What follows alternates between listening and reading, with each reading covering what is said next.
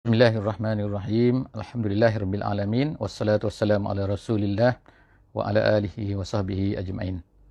Selamat datang ke siri kita, iaitu siri sinopsis setiap daripada juzuk Al-Quran. Pada malam ini insya-Allah kita akan melihat kepada sebersedikit sinopsis yang ada di dalam juzuk yang keempat insya-Allah. Di dalam juzuk ini lebih kurang ada beberapa belas perkara yang mungkin kita boleh lihat daripada juzuk yang keempat ni. Iaitu juzuk ini mengandungi dua surah, iaitu penghujung kepada surah Al-Imran, dan yang keduanya adalah awal daripada surah An-Nisa. Jadi kita lihat bahawa surah Al-Imran ini Allah Subhanahu Wa Taala menceritakan tentang kepentingan as-sabat, kepentingan al-istiqamah, kepentingan berpegang teguh kepada jalan Allah Subhanahu Wa Taala, sebagaimana yang telah dilaksanakan oleh keluarga Imran, walaupun mereka ini adalah terdiri daripada Bani Israel, tetapi walaupun kebanyakan daripada Bani Israel ini telah lari daripada jalan Allah Subhanahu Wa Taala, tetapi keluarga Imran ini tetap berpegang teguh kepada apa yang telah ditetapkan oleh Allah Subhanahu Wa Taala, iaitu Al-Imran, keluarga Imran dan juga Maryam binti Imran, dan seterusnya Nabi Zakaria dan juga Nabi Yahya alaihi wassalatu wassalam. Pada juzuk yang keempat ini kita akan lihat yang pertama sekali ialah Allah Subhanahu Wa Taala menyebutkan tentang iaitu rumah Allah Subhanahu Wa Taala. Rumah Allah Subhanahu Wa Taala yang pertama yang dibina oleh Nabi Ibrahim alaihi salam, iaitu di Bakkah, iaitu di Makkah Al-Mukarramah. Disebutkan dalam Al-Quran itu digunakan perkataan Bakkah. Tetapi maksudnya ialah Makkah, kita panggil biasa ialah Mekah, tapi nama lain juga ialah Bakkah. Itu yang pertama, dan Allah Subhanahu Wa Taala telah mewajibkan haji kepada manusia melalui beberapa ayat yang ada di dalam awal juzuk yang keempat ini. Perkara yang kedua iaitu kepentingan untuk al-i'tisam bihablillah, iaitu berpegang teguh kepada tali Allah Subhanahu Wa Taala, dan hendaklah kita ini sentiasa berpegang bersama-sama, bersatu, dan tidak boleh tafarruq, wala tatafarraqu, iaitu kita ni berpecah belah kerana ada yang mahu berpegang dan juga ada yang tidak mahu berpegang kepada tali Allah Subhanahu Wa Taala. Tapi yang penting ini ialah kepentingan untuk berpegang kepada tali Allah dan kita bersatu di atas tali Allah, dan janganlah ada di kalangan kita ini orang-orang yang cuba untuk berpecah ataupun tidak mahu berpegang kepada tali Allah Subhanahu Wa Taala. Perkara yang ketiga di dalam juzuk ini ialah Allah Subhanahu Wa Taala menceritakan tentang kepentingan untuk amal ma'ruf nahi munkar. Sebagaimana yang disebutkan oleh Allah Subhanahu Wa Taala, kuntum khaira ummatin ukhrijat linnas ta'muruna bil ma'ruf wa tanhauna 'anil munkar.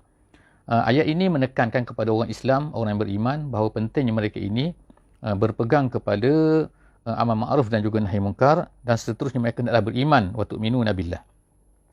Seterusnya, perkara yang keempat di dalam juzuk ini, Allah Subhanahu Wa Taala menyebutkan tentang kepentingan bahawa mereka ini tidak boleh untuk mengambil rakan-rakan atau pemimpin-pemimpin yang tidak beriman atau yang merupakan musuh kepada Allah Subhanahu Wa Taala untuk dijadikan sebagai kawan-kawan ataupun dijadikan sebagai pemimpin-pemimpin bagi orang yang beriman, iaitu sebagaimana Allah Subhanahu Wa Taala sebut dalam ayat, ya ayyuhallazina amanu la tattakhizu bitanatan min dunikum la ya'lunakum khabala waddu ma anittum.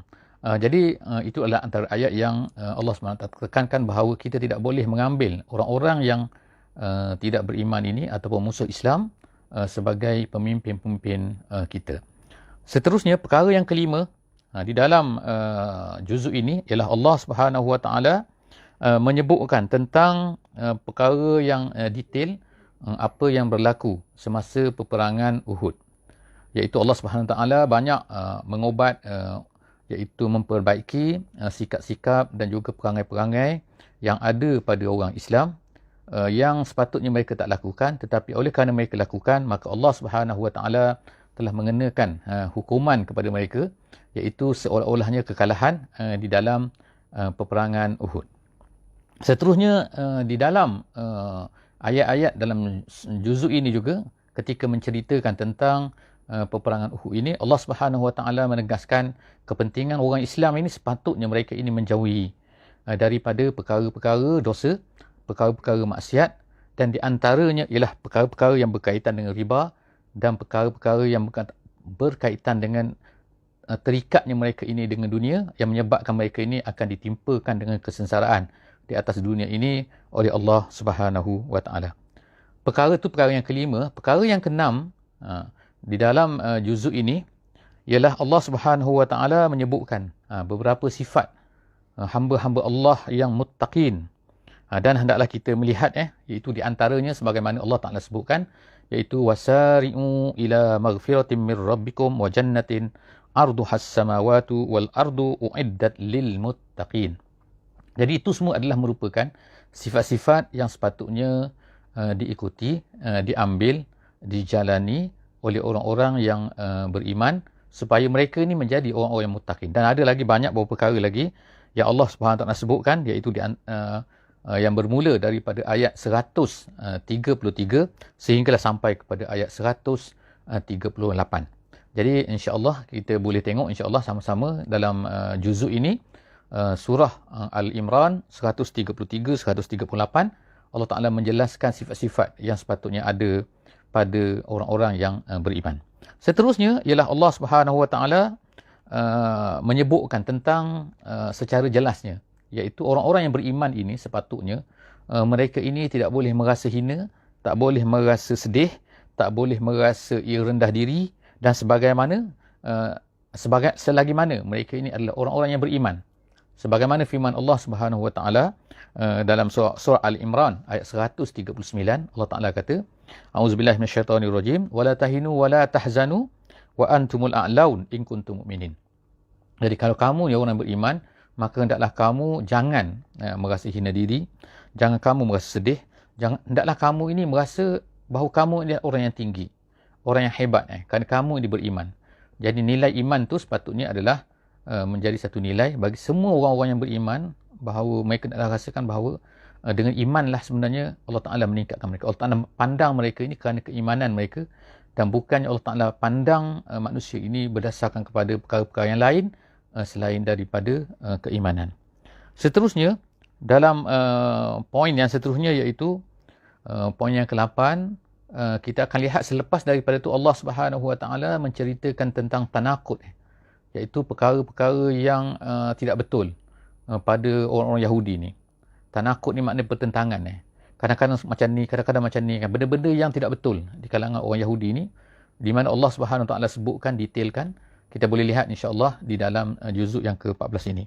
Seterusnya Allah Subhanahu Wa Taala menceritakan pula tentang beberapa perkara, iaitu pengajaran-pengajaran untuk pemuda-pemuda, untuk orang-orang yang bersemangat, untuk orang-orang yang ingin maju ke depan untuk melakukan amal Islam.